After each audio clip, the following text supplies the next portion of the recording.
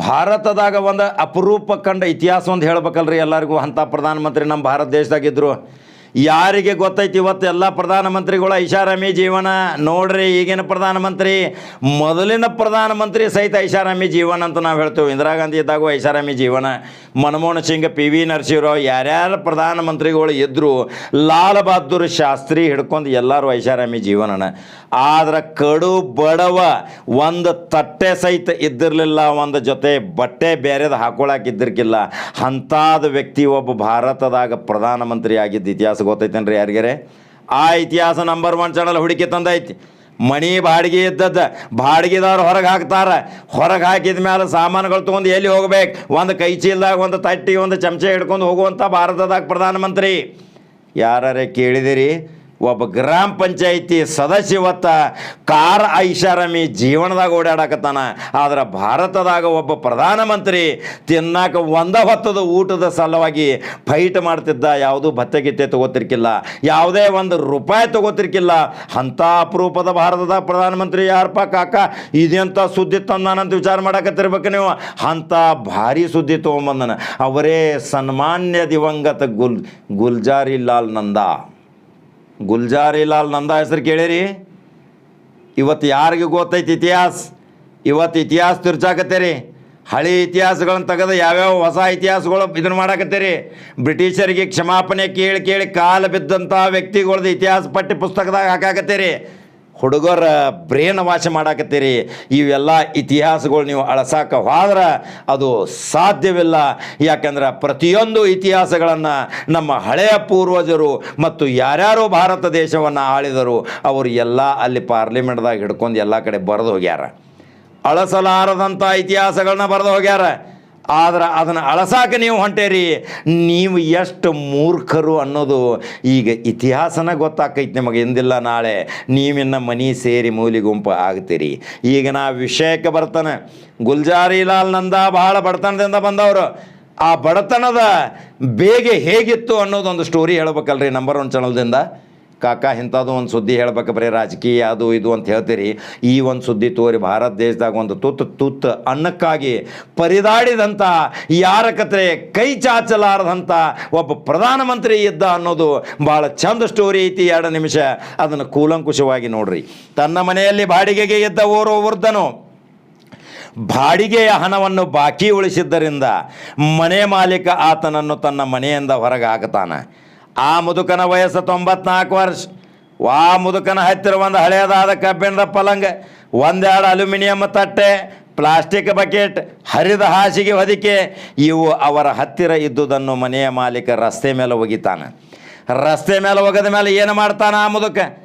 ಮನೆಯ ಮಾಲೀಕನಿಗೆ ಸ್ವಲ್ಪ ಸಮಯ ಕೊಡಿ ಅಂತ ಕಾಲು ಬೀಳ್ತಾನೆ. ಇನ್ನಿತರ ಜನರಿಗೂ ಈ ವೃದ್ಧನ ಬಗ್ಗೆ ಕರುಣೆಯಾಗಿ ಮನೆ ಮಾಲೀಕನಿಗೆ ಬುದ್ಧಿವಾದ ಹೇಳಕ್ಕೆ ಸಮಯ ಕೇಳ್ತಾರೆ. ಆದರೆ ಮನೆ ಮಾಲೀಕ ಒಲ್ಲದ ಮನುಷ್ಯನಿಂದ ಒಪ್ಕೋತಾನೆ. ಅಲ್ಲಿ ಕೂಡಿದ ಜನರಲ್ಲಿ ಕೆಲವರು ಚಿಲ್ಲಾಪಿಲ್ಲಿಯಾಗಿ ಬಿದ್ದಿದ್ದ ವೃದ್ಧನ ಸಾಮಾನುಗಳನ್ನು ಮತ್ತೆ ಮನೆಯ ಒಳಗೆ ಇಟ್ಟು ಬರ್ತಾರೆ. ಅಲ್ಲಿಂದ ಹೋಗುತ್ತಿದ್ದ ಓರ್ವ ಪತ್ರಕರ್ತ ನೋಡ್ರಿ, ಮತ್ತು ನಂಬರ್ 1 ಚಾನಲ್ ಪತ್ರಕರ್ತ ಅಲ್ಲಿ ಹೋಗ್ತಿರ್ತಾನಂತ ತಿಳ್ಕೋರಿ. ಹಳಿ ಕಾಲದ ನಮ್ಮಂಥ ಪತ್ರಕರ್ತ ಅಲ್ಲೋ ಬಿದ್ದ. ಈ ಘಟನೆಯನ್ನು ನೋಡ್ತಾನೆ. ಒಬ್ಬ ವೃದ್ಧನ ಮೇಲೆ ಈ ರೀತಿಯ ದೌರ್ಜನ್ಯ ನಡೆದಿರುವುದನ್ನು ತಾನು ಕೆಲಸ ಮಾಡುತ್ತಿದ್ದ ಪತ್ರಿಕೆಯಲ್ಲಿ ಪ್ರಕಟಿಸಬೇಕೆಂಬ ಯೋಚನೆಯಿಂದ ತನ್ನ ಪತ್ರಿಕಾ ಕಾರ್ಯಾಲಯಕ್ಕೆ ಹೋಗ್ತಾನೆ. ಜೊತೆಗೆ ಅಲ್ಲಿನ ಘಟನಾವಳಿಗಳ ಕೆಲವು ಫೋಟೋಗಳ ತಗೊಂಡು ಹೋಗ್ತಾನೆ. ಆತ ಅದರ ಬಗ್ಗೆ ಸುದ್ದಿ ಬರೀತಾನೆ. ಅದಕ್ಕೊಂದು ತಲೆಬರಹ ಹಾಕ್ತಾನೆ. ಏನು ತಲೆಬರಹ ಹಾಕ್ತಾನೆ? ನಾವು ತಲೆಬರಹ ಸ್ಪೆಷಲಿಸ್ಟ್ಗಳು, ನಾವು ತಲೆಬರಹದನ್ನು ಕಲಿತು ಬಂದೀವಿ ಪತ್ರಿಕೋದ್ಯಮದಾಗ. ಆ ತಲೆಬರ ಎಷ್ಟು ಚಂದ ಬರಿತಾನೆ ನೋಡ್ರಿ ನಮ್ಮಂಥ ಪತ್ರಕರ್ತ. ಕ್ರೂರ ಮನೆಯ ಮಾಲೀಕನಿಂದ ವೃದ್ಧನ ಮೇಲೆ ಅನ್ಯಾಯ. ಎಂಥ ತಲೆಬರ ಐತೆ ನೋಡ್ರಿ. ಇದೆಲ್ಲ ಘಟನಾವಳಿಗಳ ಬಗ್ಗೆ ತಾನು ಬರೆದ ಎಲ್ಲ ಲೇಖನವನ್ನು ತಾನು ಕೆಲಸ ಮಾಡುತ್ತಿದ್ದ ಪತ್ರಿಕೆ ಸಂಪಾದಕಕ್ಕೆ ತೋರಿಸ್ತಾನೆ. ತನ್ನ ವರದಿಗಾರ ತಂದ ವರದಿ ಓದಿ ಅಲ್ಲಿನ ಘಟನಾವಳಿ ಫೋಟೋ ನೋಡಿ ಪತ್ರಿಕಾ ಸಂಪಾದಕ ಒಂದು ಕ್ಷಣ ಗರಬಡದ ಅವಂತೆ ದಿಗ್ಮೂಢ ಆಗತಾನ. ಅವ ತನ್ನ ವರದಿಗಾರನ ಕೇಳ್ತಾನ, ಈ ಫೋಟೋದಲ್ಲಿರುವ ಮುದುಕನ ಪರಿಚಯ ಇದೆ ಏನು ನಿನಗಂತೇಳಿ. ವರದಿಗಾರ ಅಂತಾನೆ ಇಲ್ಲ, ಮರುದಿನ ಆತನ ದಿನಪತ್ರಿಕೆಯಲ್ಲಿ ಮುಖಪುಟದಾಗ ದೊಡ್ಡ ಅಕ್ಷರದಾಗ ವರದಿ ಪ್ರಕಟ ಆಕೈತಿ. ಗುಲ್ಜಾರಿಲಾಲ್ ನಂದಾ ಭಾರತದ ಮಾಜಿ ಪ್ರಧಾನಿ ದಯನೀಯ ಸ್ಥಿತಿಯಲ್ಲಿ ಎಂದು ತಲೆಬರಹ ಮತ್ತೊಂದು ದಿವಸ ಪ್ರಕಟ ಆದ ತಕ್ಷಣ ಆ ವರದಿಯಲ್ಲಿ ಮಾಜಿ ಪ್ರಧಾನಿ ನಂದಾ ಅವರು ಮನೆಯ ಮಾಲೀಕನಿಗೆ ಬಾಡಿಗೆ ಕೊಡಕ್ಕೆ ಶಕ್ಯವಿಲ್ಲದ ಪ್ರಸಂಗ, ಅವರ ಹಾಸಿಗೆ ಹೊದಿಕೆಯನ್ನು ಮಾಲೀಕ ರಸ್ತೆ ಮೇಲೆ ಎಸಿತಾನೆ. ಅದರಲ್ಲಿ ಮುಂದುವರೆದ ಒಂದೇ ಒಂದು ಸಲ ಆರಿಸಿ ಬಂದರು ಕೂಡ ಕೋಟ್ಯಾಧಿಪತಿಗಳಾಗುತ್ತಾರೆ. ಆದರೆ 2 ಬಾರಿ ಹಂಗಾಮಿ ಪ್ರಧಾನಮಂತ್ರಿಯಾಗಿ ಅಧಿಕಾರ ಸ್ವೀಕರಿಸಿದ ಬಹಳಷ್ಟು ವರ್ಷಗಳ ಕಾಲ ಕೇಂದ್ರ ಮಂತ್ರಿಯಾಗಿದ್ದ ವ್ಯಕ್ತಿ ಹತ್ತಿರ ವಾಸಿಸಲು ಒಂದು ಮನೆ ಇಲ್ಲ, ತಿಂಗಳ ಊಟ ಮಾಡೋಕ್ಕೆ ರೇಷನ್ ಇಲ್ಲ. ವಾಸ್ತವಿಕವಾಗಿ ಗುಲ್ಜಾರಿಲಾಲ್ ನಂದಾ ಅವರಿಗೆ ಪ್ರತಿ ತಿಂಗಳು 500 ರೂಪಾಯಿ ಭತ್ಯೆ ಇತ್ತು. ಆದರೆ ತಾನು ಭತ್ಯೆಗಾಗಿ ಸ್ವಾತಂತ್ರ್ಯ ಹೋರಾಟಗಾರನಾಗಿರಲಿಲ್ಲ. ಸ್ವಾತಂತ್ರ್ಯಗಾರ ಹೋರಾಟಗಾರ ಎಷ್ಟೋ ಮಂದಿ ಸುಳ್ಳು ಕಾಗದ ಸೃಷ್ಟಿ ಮಾಡಿ ಪೆನ್ಷನ್ ಲೂಟಿ ಮಾಡಿದ್ರೆ, ಆದರೆ ಈ ವ್ಯಕ್ತಿ ಸ್ವಾತಂತ್ರ್ಯ ಹೋರಾಟಗಾರನಾಗಿರಲಿಲ್ಲ ಎಂದು ಹೇಳಿ 500 ರೂಪಾಯಿ ಭತ್ಯೆ ಪಡೆಯಲು ನಿರಾಕರಿಸಿದಂಥ ಏಕೈಕ ಅದ್ಭುತ ವ್ಯಕ್ತಿ ಅಂದರೆ ಗುಲ್ಜಾರಿಲಾಲ್ ನಂದಾ.